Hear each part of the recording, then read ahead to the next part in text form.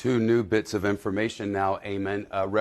Democratic Representative Slotkin has now reported to NBC News that the shots fired report was what she described as flash bangs outside her office on Capitol Hill.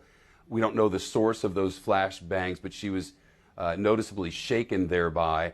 Further, NBC News' Garrett Hake is reporting that the National Guard's presence has been requested to clear the halls of the Capitol of these demonstrators as they continue to climb the steps in the front and overtake the halls of power.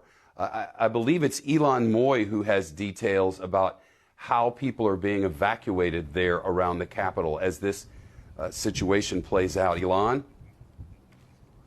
Well, what we do know is that our colleagues over at NBC News who are inside the building say that it is just chaos around the House chamber, that there has been glass that's been broken, the doors have been barricaded, and that some members have been evacuated and that some who are in place are now praying. Now, the official work of both the House and the Senate does occur inside the chamber, but underneath that and the floors below is just a labyrinth of offices, of the cafeteria, of storage closets. That is where the sausage making of legislating and the mundane work of governing actually occurs. And there are many routes that you can take to get from the chamber down below to the basement. And many of these buildings are connected. It is not just the single Capitol dome that is part of the Capitol complex. There are many office buildings to either side of that are connected by tunnels, that are connected by the Capitol's own subway system that lawmakers can use in order to try to get away perhaps from some of these protests.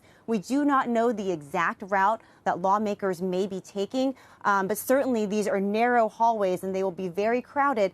As our reporters over at NBC are saying that as many as hundreds of people, 100 people may have been in the House chamber when the Capitol went on lockdown.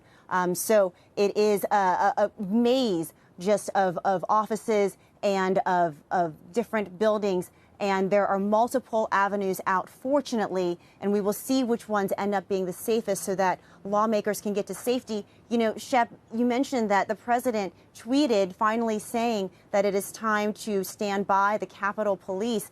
That tweet came 45 minutes after House GOP leader Kevin McCarthy had tweeted that the protesters should heed the Capitol Police and should remain peaceful as well.